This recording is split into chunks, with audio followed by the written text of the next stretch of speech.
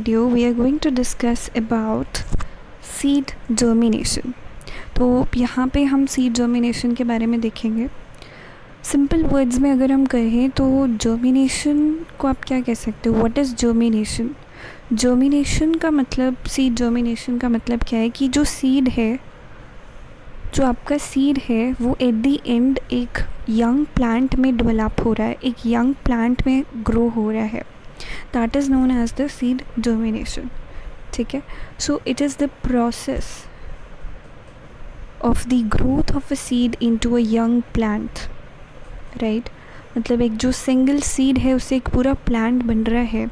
इस प्रोसेस को हम क्या बोलते हैं? सीड जर्मिनेशन बोलते हैं. This is known as the seed germination. So अगर मैं बात करती हूँ डाइकोटिलेडन सीड की, डाइकोटिलेडन सीड में, जस्ट अ मिनट, हमें पता है कि जो डाइकोटिलेडन सीड्स होते हैं उनके अंदर कितने? 2 कोटिलेडन्स होंगे. So this is 1 cotyledon, this is 2nd cotyledon. ये हमारे डाइकोट सीड का स्ट्रक्चर है. यहाँ पे ये वाला जो पोर्शन होता है, this is known as the epicotyl. This is the epicotyl. And ये जो आप ब्लैक कलर के देख रहे हो, these are the cotyledons. Okay. And this part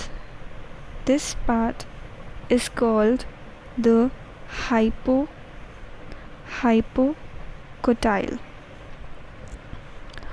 okay. So जो आपका एपिकोटाइल होता है, एपिकोटाइल से आगे जाके क्या बनता है? प्लेम्यूल बनता है.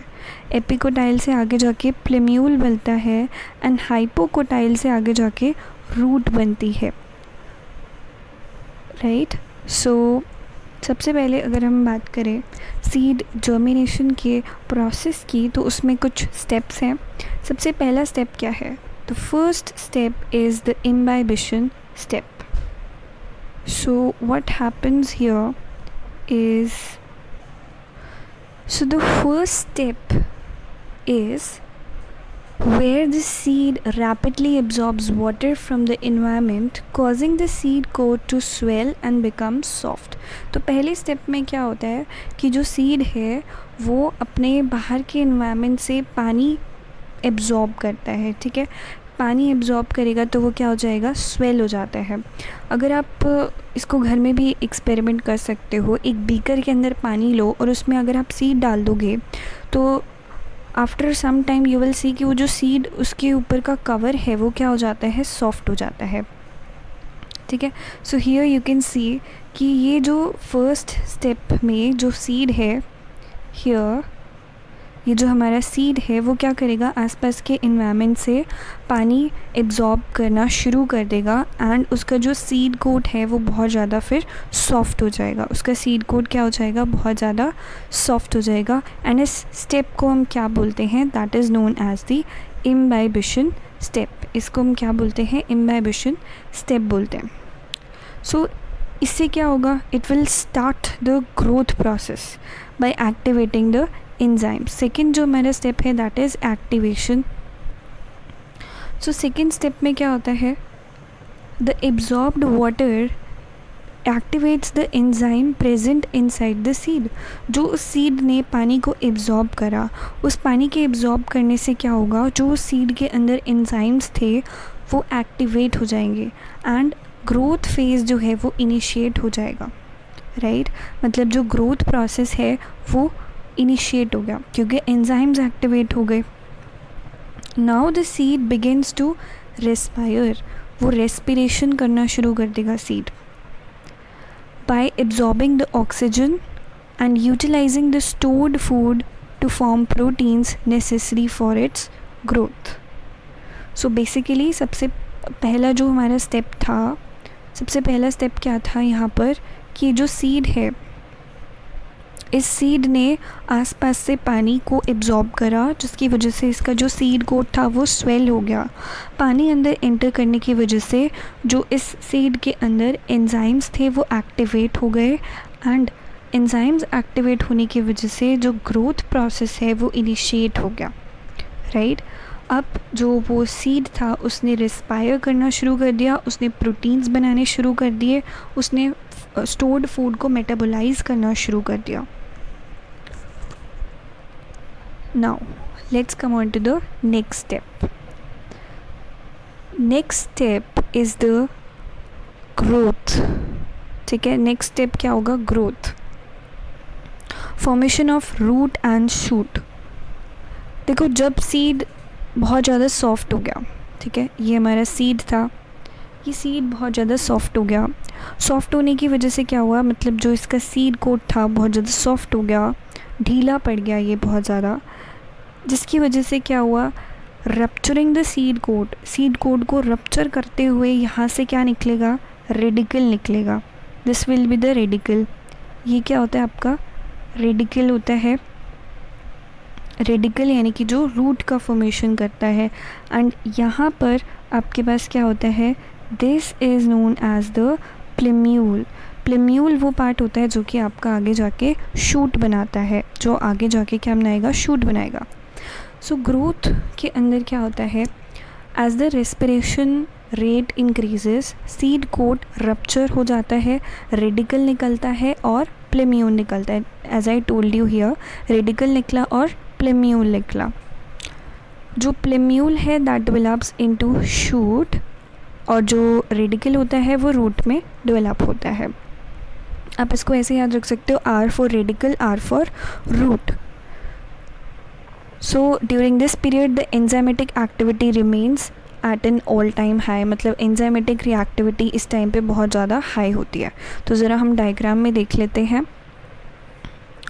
सो अगर आप यहाँ पे देखोगे तो इस सीड के अंदर ये वाला जो पोर्शन है, this is the radical portion. Radical क्या बनाता है? रेडिकल पोर्शन क्या बनाएगा? रूट की फॉर्मेशन करेगा। Okay, R for radical, R for root. और जो प्लेम्यूल वाला पोर्शन है that will form the shoot. तो प्लेम्यूल वाला क्या करता है? शूट बनाता है।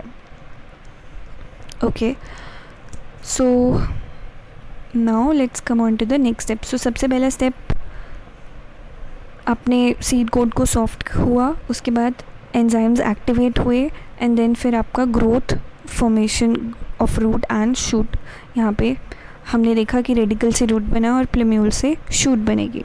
Now step 4 is the morphogenesis और द फॉर्मेशन ऑफ सीडलिंग। ये फाइनल स्टेप होता है सीड जर्मिनेशन में, जहाँ पे जो फर्स्ट एम्ब्रियोनिक लीफ है या जो कॉटिलिडन है वो अपीयर होता है।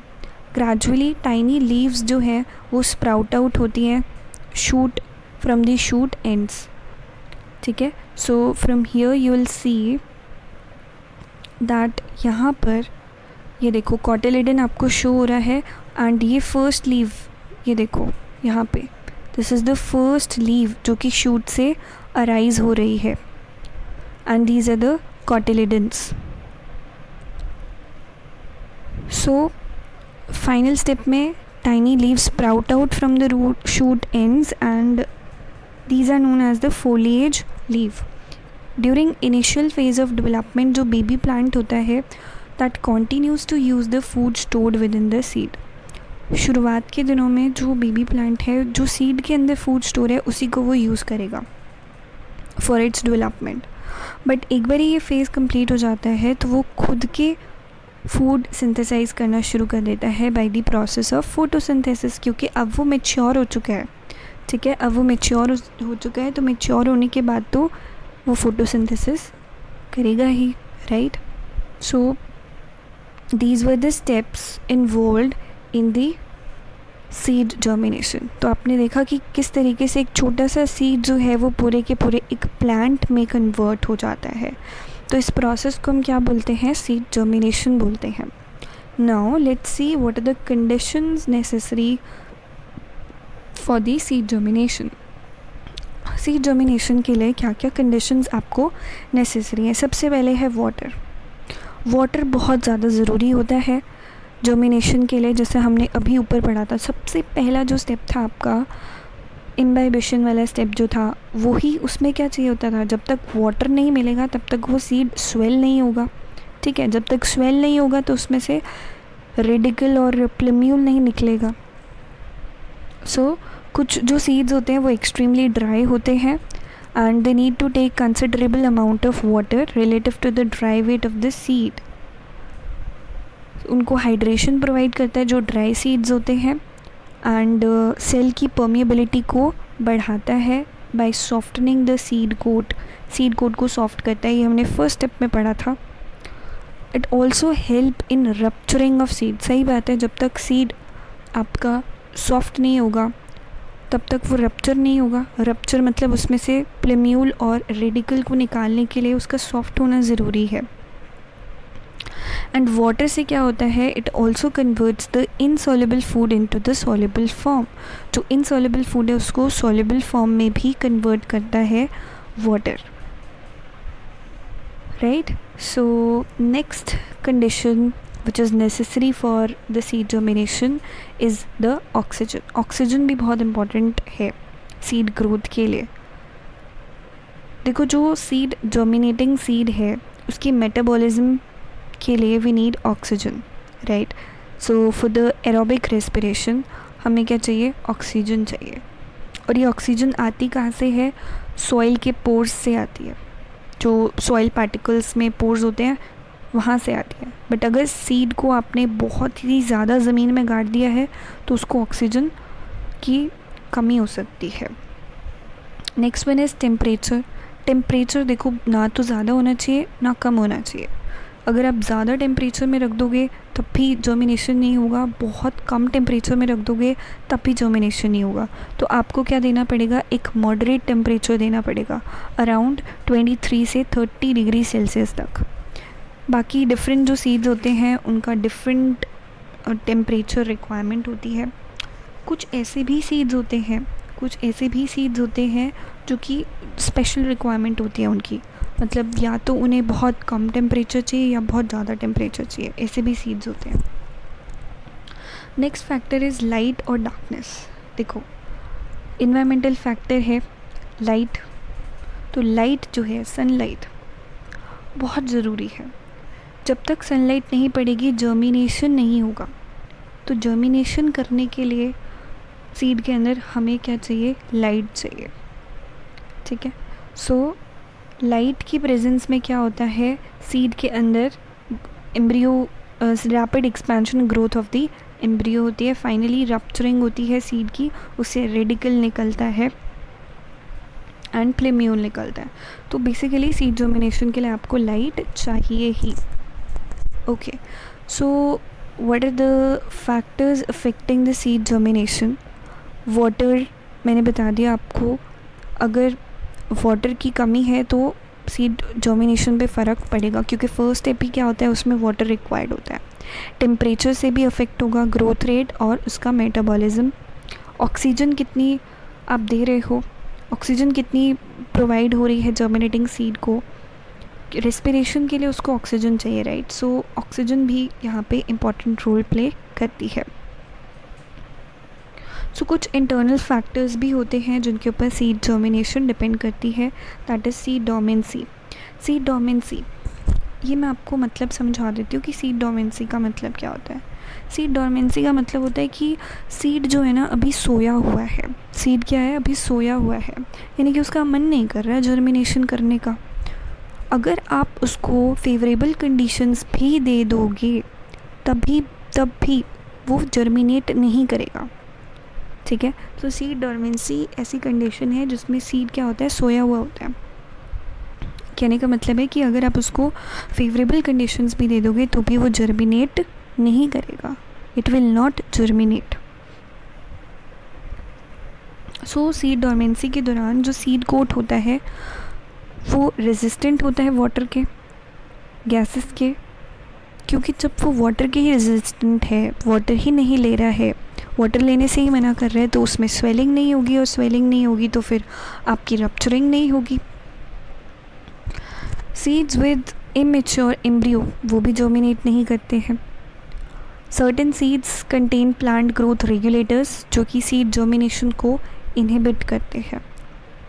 ठीक है, कुछ ऐसे प्लांट हार्मोन्स हैं जो सीड की जर्मिनेशन को रोकते हैं, जैसे जो हमारा एब्सिसिक एसिड है वो क्या करता है, डोरमेंसी को प्रमोट करता है, वो नहीं चाहता कि आपकी जर्मिनेशन हो। ठीक है, वो नहीं चाहता कि आपकी जर्मिनेशन हो। Some seeds require more time for germination, कुछ ऐसे भी सीड्स होते हैं जिनको ज़्यादा टाइम चाहिए होता है। तो ये कुछ इंटरनल फैक्टर्स हैं जिनकी वजह से सीड जर्मिनेशन जो है वो अफेक्ट हो सकती है, right. So now we will be discussing about the types of germination. चलिए, हमारे पास दो टाइप की जर्मिनेशन होती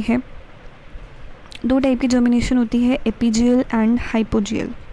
एपीजियल एंड हाइपोजियल।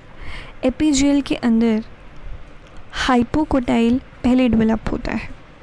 ठीक है, हाइपोकोटाइल पहले डेवलप होता है। So coming on to the definition of epigeal germination, यहाँ पे जो कॉटिलिडन्स होते हैं they are found to grow above the soil. This happens due to the rapid elongation of the region between the cotyledons and the radicle in the baby plant, and this region is known as the hypocotyle. So as I told you कि अगर हम epigeal की बात करते हैं, let's talk about the epigeal type of germination। तो यहाँ पे जो आपका हाइपोकोटाइल रीजन है वो पहले डेवलप होता है। ठीक है, नाम इसका एपीजियल है, इससे कंफ्यूज मत हो जाना कि यहाँ पे एपिकोटाइल पहले डेवलप होता है। नहीं, यहाँ पे कौन पहले डेवलप होता है, यहाँ पे हाइपोकोटाइल जो है वो पहले डेवलप होता है। एंड जब हाइपोकोटाइल पहले डेवलप हुआ तो उसकी लेंथ धीरे धीरे इंक्रीज़ होएगी, और फिर जैसे जैसे वो इंक्रीज़ होगा तो कॉटिलिडन्स और एपिकोटाइल जो है they will push outward above the soil. ठीक है, तो वो आउटवर्ड पुश हो जाएंगे क्योंकि एक तरफ की लेंथ बढ़ रही है। तो आपको ये पता है कि एपिकोटाइल से प्लेम्यूल बनता है, हाइपोकोटाइल से क्या बनती है, रूट बनती है। देखो यहाँ पे देखो, हाइपोकोटाइल वाला जो पोर्शन है this is the hypocotyl. Hypocotyl से क्या बनती है, रूट बनती है। तो एपीजियल जर्मिनेशन के अंदर जो हाइपोकोटाइल है वो पहले डेवलप होता है, यानी कि जो रूट्स हैं वो पहले ग्रो करेंगी। तो रूट्स देखो इतनी लंबी होती जा रही है, देखो लंबी होती जा रही है, क्योंकि ये रूट्स लंबी होती जा रही हैं। ये देखो यहाँ से रूट्स लंबी होती जा रही है, तो यू विल सी कि इनकी लेंथ जैसे जैसे बढ़ती जा रही है तो कॉटिलिडन ऊपर की तरफ पुश हो रहे हैं, और ये जो आपका एपिकोटाइल रीजन है, एपिकोटाइल यानी कि जिससे कि आपका शूट का फॉर्मेशन होता है। ठीक है, एपिकोटाइल से आपकी शूट बनती है। तो क्योंकि नीचे की रूट इंक्रीज़ हो रही है तो वो ऊपर की तरफ पुश हो रहे हैं, and here you can see फिर आपका जो शूट है वो ऊपर की तरफ ग्रो हो जाएगी। तो इसके एग्जाम्पल्स क्या क्या हैं, examples are bean, this is not pea, this is bean। so bean, cotton, castor, papaya, onion, ये सारे एग्जाम्पल्स आप किस में लिखोगे, एपीजियल जर्मिनेशन में। Now let's see about the hypogeal germination. Hypogeal germination के अंदर क्या है कि पहले आपका एपिकोटाइल डेवलप होगा। एपिकोटाइल का मतलब शूट पहले डेवलप होगी। ये सीड है, ठीक है, तो मैं कह रही हूँ कि एपिकोटाइल पहले डेवलप होगा एंड बाद में आपका ये हाइपोकोटाइल डेवलप होगा। This is your epicotyl okay, so this is your epicotyl. तो एपिकोटाइल पहले डेवलप होगा। इसकी डेफिनेशन देख लेते हैं। हाइपोजियल जर्मिनेशन, So यहाँ पे cotyledons are found to grow below the soil. It occurs due to rapid elongation of the region between the plumule and the cotyledons in the baby plant. This is called the epicotyle region. इसके examples क्या है? pea, wheat, maize, rice, gram and groundnut. वही चीज़ लिखी हुई है जो मैं आपको बता रही हूँ कि यहाँ पे क्या होता है, आपका एपिकोटाइल रीजन पहले डेवलप होता है. हियर यू कैन सी, देखो ये जो एपिकोटाइल रीजन है ये पहले डेवलप हो रहा है, रूट्स बाद में डेवलप होती हैं, एपिकोटाइल रीजन पहले डेवलप होता है, उसके बाद आपका पूरा प्लांट बन जाता है. सिंपल सी चीज़ है, दोनों में फ़र्क इतना ही है. एपिजियल वाले में रूट पहले बन रही है, हाइपोजियल वाले में शूट पहले बन रही है. Simple. So this was all about the seed germination. So if you like the video, do share it with your friends and don't forget to subscribe the channel for more updates. So thank you and have a good day.